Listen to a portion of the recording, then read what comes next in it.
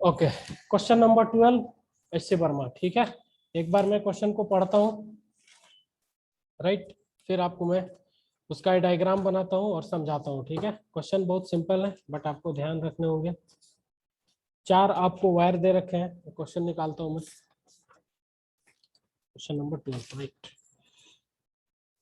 देखो, क्वेश्चन ये है कि 4 लॉन्ग वायर, ठीक है, लॉन्ग वायर है मीन्स इनफाइनेटली लॉन्ग वायर है।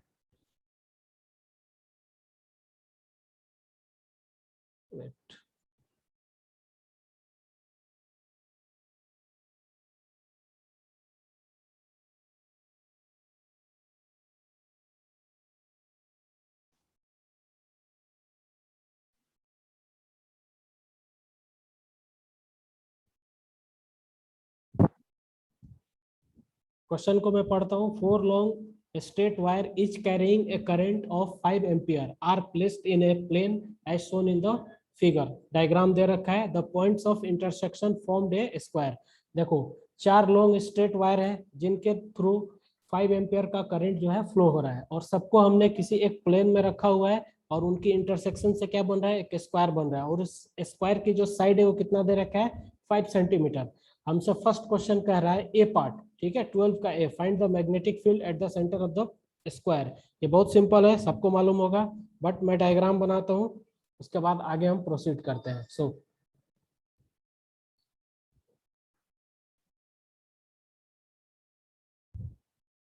ये कोई एक साइड है स्क्वायर की, राइट,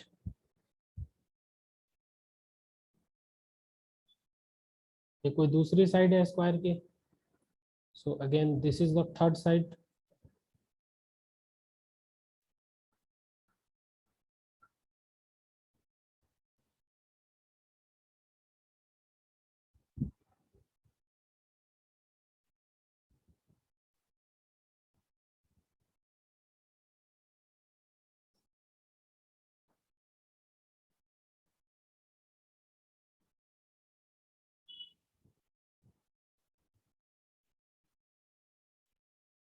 इस तरह से हमें स्क्वायर दे रखा है, राइट।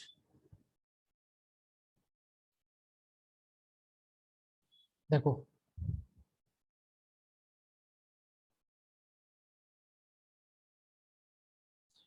इसके अंदर आई करंट फ्लो हो रहा है इधर की तरफ, ऐसे आई करंट इसमें भी फ्लो हो रहा है, आई करंट इसमें भी फ्लो हो रहा है, और आई करंट कुछ इस तरह से फ्लो हो रहा है। ठीक है, इसका सेंटर क्या है, दिस इज पॉइंट पी। ठीक है, ऐसे सेंटर दे रखा है।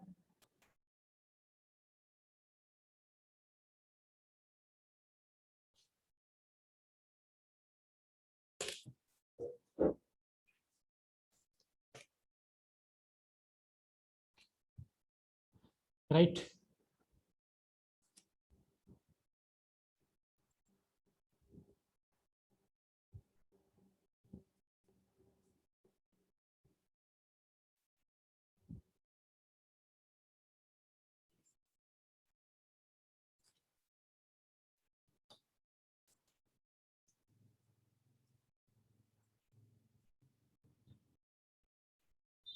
दिस इज पॉइंट पी, ये पॉइंट पी है जो सेंटर दे रखा है।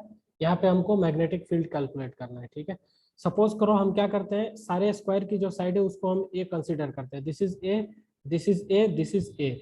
अभी हमको क्या करना है, सिर्फ डेटा लेकर चलना। अब देखो, इसको मैं सेक्शन 1 मानता हूँ, इस स्क्वायर को मैं 1 बोलता हूँ, दिस इज 1, और इस वायर को मैं 2 बोलता हूँ, दिस इज 2, एंड इसको मैं 3 बोल रहा हूँ, और इसको मैं 4 बोल रहा हूँ, राइट है, दिस इज 4। अब देखो, इस वायर 1 की वजह से जो इस पी पॉइंट पे आप कैलकुलेट करोगे, तो डायरेक्शन किधर की तरफ आएगा, आपका क्रॉस होगा। ठीक है, इसके वजह से मैं B1 लिखता हूँ। ठीक है, magnetic field due to wire 1, तो इसके लिए सो मैग्नेटिक फील्ड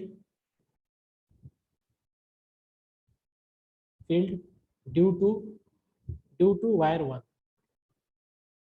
इसके लिए मैं क्या लिखता हूँ, B1। सो B1 जो लिखोगे आप, वो क्या हो जाएगा, यहाँ से ये जो डिस्टेंस होगा, this is A/2।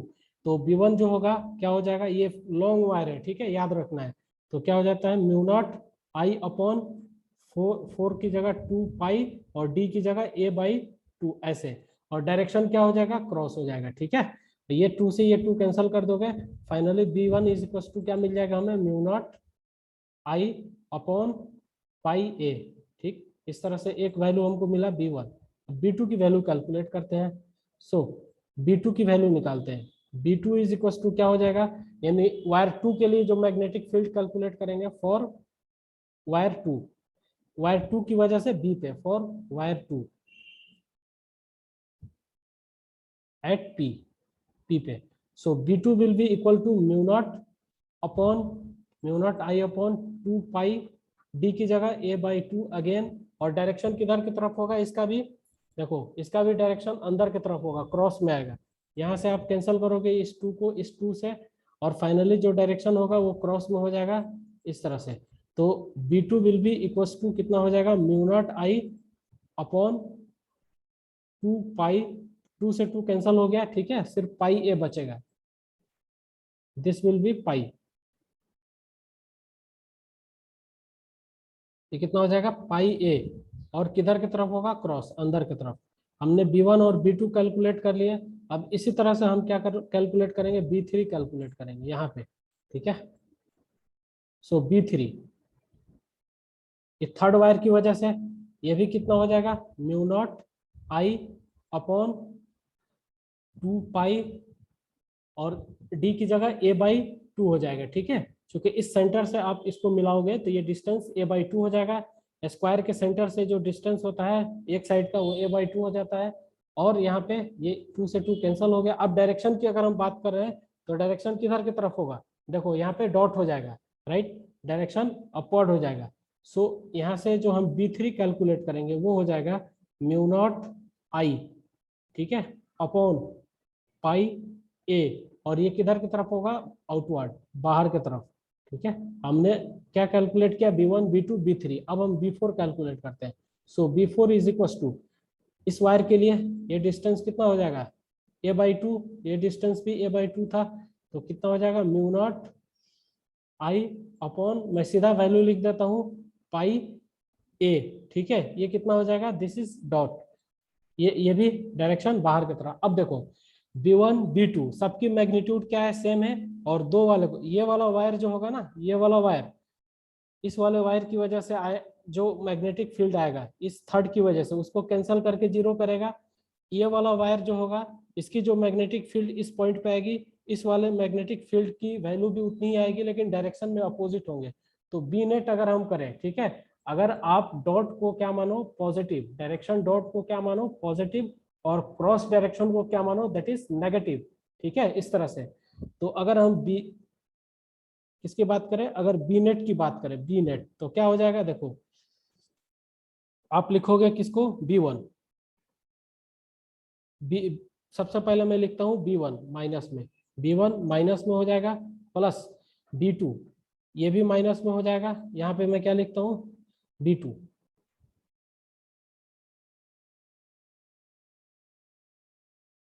So minus B2, चूंकि क्रॉस को मैंने माइनस लिया हुआ है, प्लस B3 प्लस B4, ठीक है।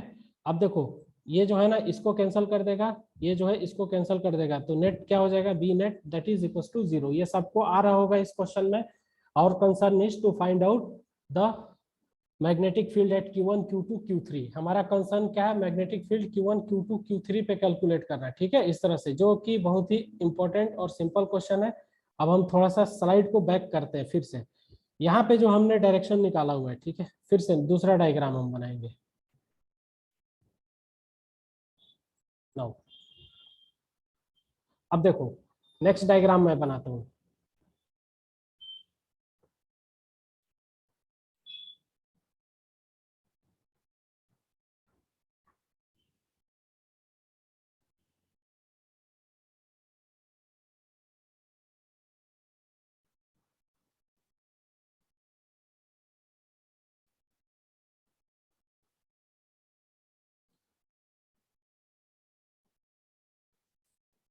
इस तरह से, ठीक है। और ये क्या है, कोई पॉइंट P है। और इस क्वेश्चन के अंदर एक चीज दे रखा था, उसको मैं अभी बताऊंगा आपको।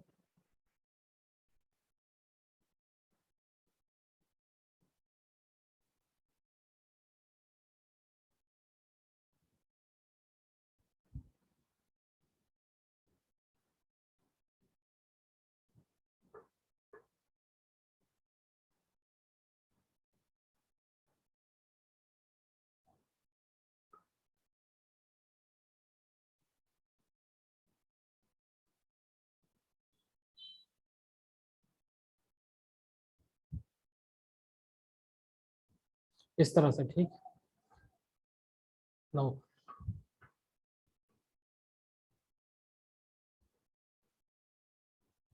ये क्या है, कोई वायर फर्स्ट था, ठीक है, ये पॉइंट पी था हमारे पास। अब इस क्वेश्चन में दे रखा है कि ये जो लेंथ होगा ना यहाँ से, इसकी सपोज करो ये Q1 है, Q1 दे रखा है हमें, ये P से Q जो लेंथ है ना, PQ, ये किसके बराबर है, length of the diagonal, length of diagonal, diagonal की जो लेंथ है उसके बराबर, लेंथ ऑफ डायगोनल, डायगोनल की जो लेंथ है उसके बराबर है, ठीक है। ठीक उसी तरह से यहाँ पे क्या है हमारे पास, दिस इज Q2, और यहाँ पे क्या है, ये Q3, ठीक उसी तरह से यहाँ पे क्या है हमारे पास, Q4 है, ठीक है, this is Q4, this is Q3। अब length of the diagonal calculate करेंगे तो क्या आ जाएगा, हमने ए कंसीडर किया है साइड इसका, ठीक है, हमने वैल्यू अभी नहीं रखना है, ठीक है। लेंथ अगर हम कैलकुलेट करते हैं तो क्या आता है, देखो डायगोनल की लेंथ क्या हो जाएगी, ये लेंथ क्या है, ए है, A√2। हाँ A√2, राइट, वेरी गुड। तो ये जो लेंथ होगा ना, ये this is equal to A√2, यानी A√2 will be the distance of, क्या हो जाएगा, PQ1, जिसको Q1 हम बोलेंगे, A√2, ठीक है, PQ1। अब देखो हमको, हमारे पास क्या तरीका है इसकी, ये वाला लेंथ कैलकुलेट करने का, ठीक है, ये वाला लेंथ कैलकुलेट करने का और ये वाला लेंथ कैलकुलेट करने का, हमारे पास क्या तरीका है, हमारे पास कोई दूसरा तरीका नहीं है सिवाय ज्योमेट्री यूज करने का, ठीक है। ज्योमेट्री कैसे यूज करेंगे उसको हम देखते हैं, ठीक है। सपोज करो कि ये जो डायगोनल है इसको मैं एक डॉटेड लाइन से इसके सेंटर से पास कराता हूँ, ठीक है, इस तरह से, ये डॉटेड लाइन। अब देखो डायगोनल क्या करते हैं, स्क्वायर के अंदर एक दूसरे को 90 डिग्री पे बाइसेक्ट करते हैं, तो ये एंगल कितना हो जाएगा, 45, ये एंगल भी कितना हो जाएगा, 45, सेम ये एंगल कितना होगा, 45, ठीक है, ये भी कितना हो जाएगा, 45, ठीक है, इस तरह से।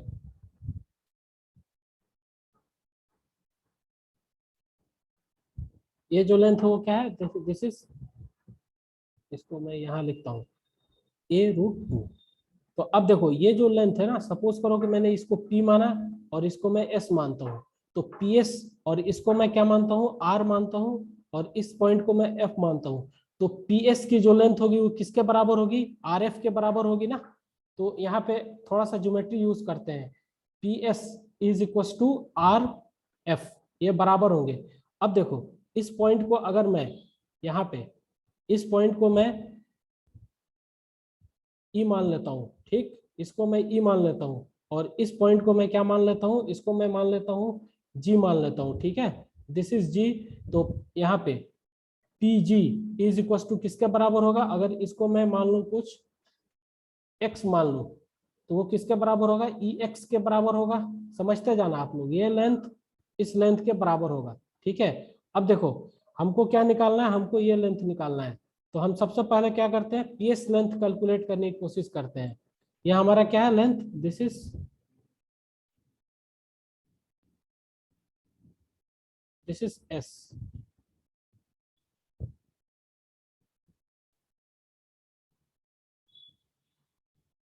दिस इज एस, ठीक है। तो पीएस लेंथ कैसे कैलकुलेट करेंगे, हमको डायगोनल की, ये जो डायगोनल होगा ना, अगर इसका हम इधर कोस ले लें और इधर साइन ले लें, तो पीएस लेंथ के लिए क्या लिखना पड़ेगा हमें, A√2, ठीक है, कॉस 45 डिग्री, ठीक, इस तरह से पीएस लेंथ आ गया। अब इसी तरह से अब हम क्या करते हैं, पीएस को और सिंप्लीफाई करते हैं, पीएस इज इक्वल टू क्या लिखेंगे, A√2 और cos 45 that is equal to 1/√2, यहाँ से √2 से √2 कैंसिल करो, तो पीएस इज इक्वल टू कितना हो जाएगा, PS that is equal to A, PS की वैल्यू कितना आ गई, ए आ गई, हमने पीएस कैलकुलेट कर लिया, ठीक है। और हमारे पास ये जो लेंथ है ना, ये यहाँ से यहाँ तक क्या दे रखा है, A/2। अगर सपोज करो इसको मैं कुछ मान ले, कुछ नाम दे देता हूँ, इसको, इस पॉइंट को मैं H नाम दे देता हूँ, तो ये R से H तक की डिस्टेंस क्या है, A/2, स्क्वायर में A साइड होता है तो A/2, तो यहाँ से हम HF कैलकुलेट कर सकते हैं, HF इज इक्वल टू कितना हो जाएगा, देखो RF minus this is RH, ठीक है।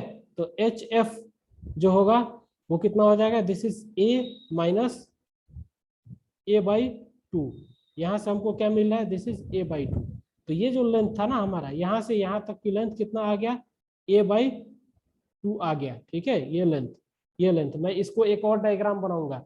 ठीक उसी तरह से ये लेंथ भी कितना आ जाएगा, यहाँ से यहाँ तक की h से e तक की लेंथ कितना आ जाएगा, a/2 आ जाएगा। ठीक है, ऐसे ही आपको करना है। इधर एक साइन कंपोनेंट ले लेना है। ठीक है, क्या करोगे इधर a√2 साइन 45 डिग्री लोगे तो ये किसके बराबर हो जाएगा, ये हो जाएगा आपका PG के बराबर, P&G के बराबर। ठीक है, यहां से आप क्या करोगे, जो आपका A आएगा, ठीक है, उसको आप किस में माइनस करोगे, this length will be equal to, यहां से यहां तक का जो लेंथ होगा वो क्या होगा, a/2। तो a माइनस a/2 करोगे आप, this is a minus a/2, तो a/2 ये लेंथ आ जाएगा। ठीक है, अब एक दूसरा डायग्राम हम बनाएंगे और क्लियर डेटा लिखेंगे ताकि आपको समझ में आए। राइट, द नेक्स्ट डायग्राम देखते जाओ। इस तरह से मैं एक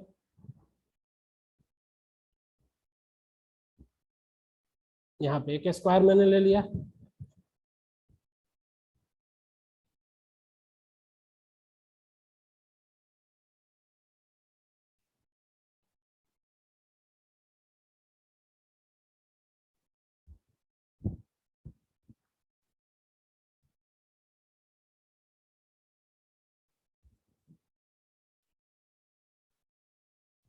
मैंने ज्योमेट्री से सारे कैलकुलेशन कर लिए, अब बस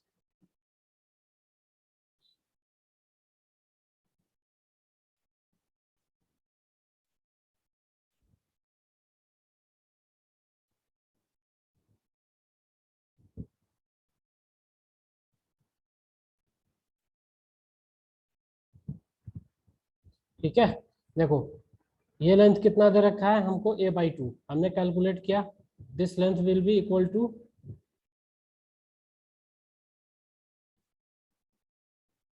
ये लेंथ यहाँ से दिस इज a/2, ये लेंथ यहाँ से ये कितना हो जाएगा, दिस इज a/2, और पॉइंट P जो है यहाँ से है, और ये जो डिस्टेंस है ये हमारा यहाँ से Q1 से डिस्टेंस है, दिस इज Q1, और सब में I करंट ऐसे फ्लो हो रहा है, दिस इज I1। ठीक उसी तरह से यहाँ पे ये Q2 है, ये लेंथ जो है हमें इसके करस्पॉन्डिंग ऐसे, दिस इज a/2, ये भी a/2 दे रखा है। यहाँ पे भी अगर हम बात करें, ये a/2 और ये भी a/2 दे रखा है। यहाँ पे पॉइंट है Q हमारा, ठीक है, ऐसे दिस इज Q3 और दिस इज Q4। ठीक है, ये भी a/2, ये भी a/2। हमने ये सारे वैल्यूज को कैलकुलेट कर लिए। अब हमको यहाँ पे निकालना है, इस पॉइंट पे करंट इधर जा रहा है, इसमें करंट, ठीक है, इसमें करंट की डायरेक्शन क्या है, इधर की तरफ है, इसमें करंट की डायरेक्शन इधर है, इसमें करंट की डायरेक्शन इधर है, इसमें करंट की डायरेक्शन इधर है। तो फॉर Q1, ठीक है, अब हम अपना कैलकुलेशन स्टार्ट करते हैं। राइट, फॉर पॉइंट Q1 के लिए हम कैलकुलेशन कर रहे हैं। तो कैसे करेंगे इसको, देखो सबसे पहले हमको क्या करना पड़ेगा, Q1 के लिए जो हम मैग्नेटिक फील्ड कैलकुलेट करेंगे, ठीक है, Q1 पॉइंट पे जो हम मैग्नेटिक फील्ड कैलकुलेट करेंगे इन चारों वायर्स के लिए, उसको हम B1 कंसीडर करते हैं। So B1, right, B1 is equal to क्या लिखेंगे, इस पॉइंट पर ये फर्स्ट वायर है, ठीक है, ये सेकंड वायर है हमारा, ये थर्ड वायर है, ये फोर्थ वायर है। ठीक है, इस तरह से। तो B1 equal to first wire के लिए जो मैग्नेटिक फील्ड होगा क्या हो जाएगा, म्यू नॉट I अपॉन, ये किस तरह का वायर है, इनफाइनेटली लॉन्ग 2πd, और डी की जगह क्या लिखेंगे हम, इस वायर के लिए ये जो डिस्टेंस होगा वो कितना हो जाएगा, दिस विल बी d। ठीक है, ऐसे आप बनाओगे। ये एक आपने वायर ले लिया कुछ इस तरह से, और ये कोई पॉइंट है आपका Q1, उससे ये डिस्टेंस क्या है, दिस इज a/2, और ये माइनस इन्फिनिटी से प्लस इन्फिनिटी जा रहा है। तो उसके लिए फॉर्मूला आपके पास क्या होगा, म्यू नॉट I अपॉन 2π, और d की जगह दिस इज a/2। ठीक है, और इस वायर की वजह से जो वैल्यू होगा, ठीक है, वही वैल्यू सिर्फ इस वायर की वजह से होगा। अब इसको क्या करेंगे, अब देखो वायर नंबर 2 हम लेते हैं, दिस इज वायर नंबर 2। ठीक है, इसके लिए ये जो पॉइंट होगा Q1 वो यहाँ पे होगा इस तरह से, ठीक है, इस तरह से। यानी ये क्या है, वायर नंबर 2 है, इसके लिए ये जो पॉइंट कुछ ऐसे हो जाएगा ना, ये दिस इज a/2 और ये माइनस इन्फिनिटी से प्लस इन्फिनिटी जा रहा है, तो इसके लिए जो मैग्नेटिक फील्ड लिखोगे ये भी तो यही आएगा ना, mu naught I upon 2 pi और डी की जगह a/2, ठीक, ये वैल्यू आएगी। तो और हम इसको क्या करते हैं, तो इसको ना लिख करके यहाँ पे सीधा हम क्या करते हैं, 2 से मल्टीप्लाई कर देते हैं, कैलकुलेशन सिंपल करने का तरीका है। अब देखो हमने ये कर लिया, अब फर्स्ट और सेकंड वायर की वजह से हो गया, थर्ड वायर की अगर हम बात करें, ठीक है, फर्स्ट वायर की वजह से करेंगे तो डायरेक्शन किधर की तरफ आएगा, ठीक है, फर्स्ट वायर की वजह से हम जो मैग्नेटिक फील्ड Q1 पे कैलकुलेट करेंगे तो डायरेक्शन आउटवर्ड आएगा, ठीक है, आउटवर्ड आएगा। सेकंड वायर की वजह से जो करेंगे वो भी आउटवर्ड आएगा, ठीक है, थर्ड वायर की वजह से करेंगे वो भी आउटवर्ड आएगा, फोर्थ वायर की वजह से करेंगे वो भी आउटवर्ड आएगा, राइट। तो सबकी डायरेक्शन क्या है, यहाँ पे आउटवर्ड है। सो हम 2 से मल्टीप्लाई कर दिए और प्लस, सर हाँ बोलो बोलो बोलो। Sir net magnetic field 5.3 into 10 to the power -5 होगा क्या?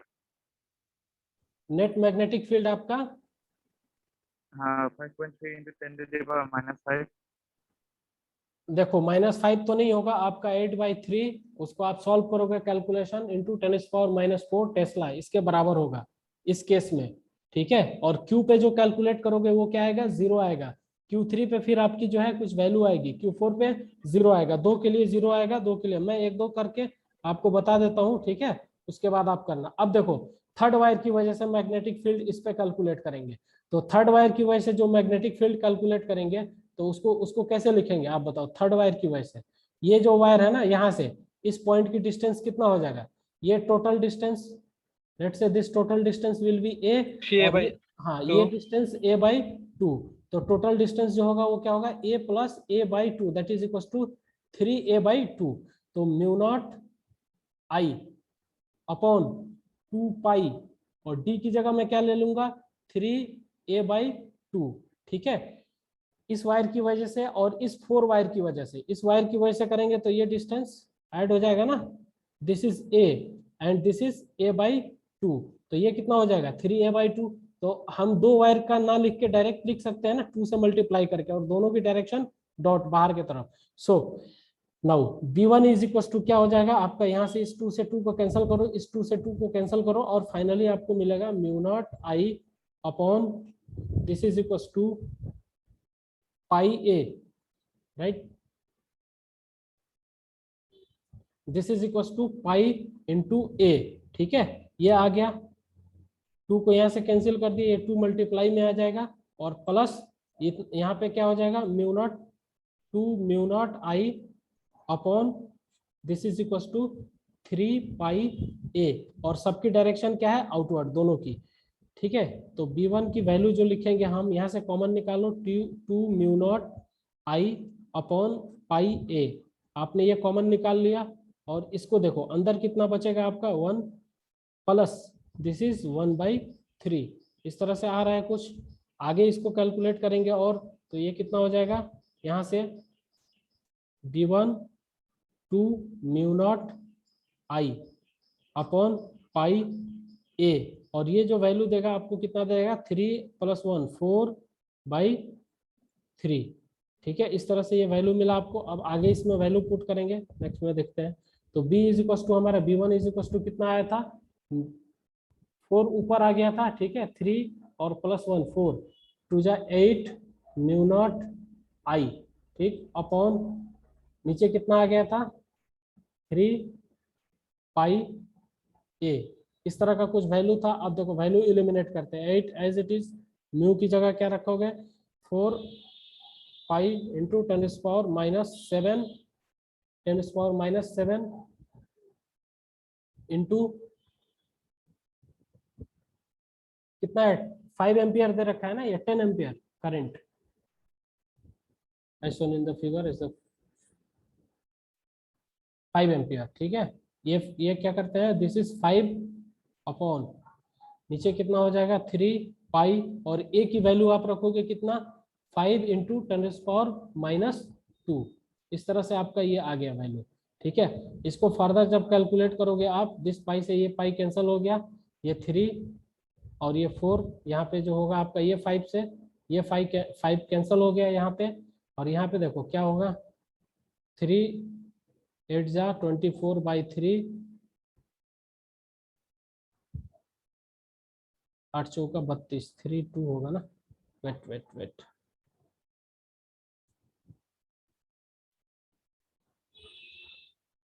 32/3, और यहाँ पे जो आपका बचेगा ये 10 ऊपर जाएगा, तो यहाँ पे कितना हो जाएगा, 10⁻⁵,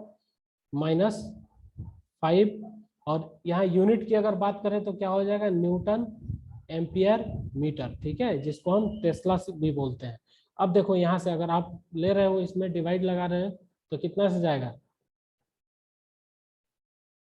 11 पॉइंट समथिंग आना चाहिए, यानी 1.3 एक बार में जा रहा है, 0, ठीक है, पॉइंट,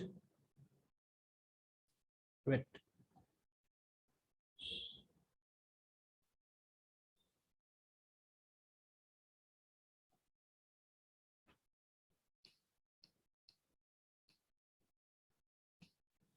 $10.66 के आसपास आएगा, ठीक है, 10.66 इंटू 10⁻⁻5 टेस्ला। अब इसको आपको आंसर जो मैच कराना है, तो 1.066 इंटू 10⁻⁵ टेस्ला, राउंड फिगर में करोगे, देखो यहाँ पे क्या है, 5 से ज्यादा है, तो क्या ले लोगे, इसको 1 ले लोगे, यानी जो होगा आपका 1.01 into 10⁻⁴ Tesla, this will be your answer, पहला का आंसर। और दूसरे का क्या हो जाएगा, 0 हो जाएगा। अब देखो दूसरे का मुझे कैलकुलेट करना है या आप लोग कर लोगे, दूसरे क्वेश्चन पे चलें? हाँ सर कर लेंगे। हाँ सर। आप लोग कर लेना, अगर नहीं फिर भी डाउट हो तो मेरे से डिस्कस करना, ठीक है। एक एक मैं कैलकुलेशन अगर करूंगा तो आपको जो है ना मजा नहीं आएगा और टाइम भी लगेगा, ठीक है।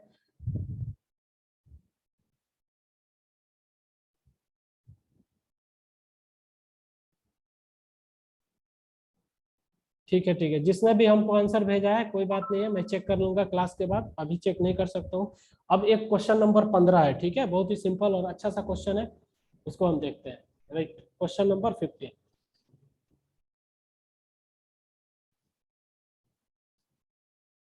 Question number 15। देखो क्वेश्चन नंबर 15 में क्या कह रहा है, लैंग्वेज है, थोड़ा आपको समझना है, और उस लैंग्वेज में ही सब कुछ छिपा हुआ है।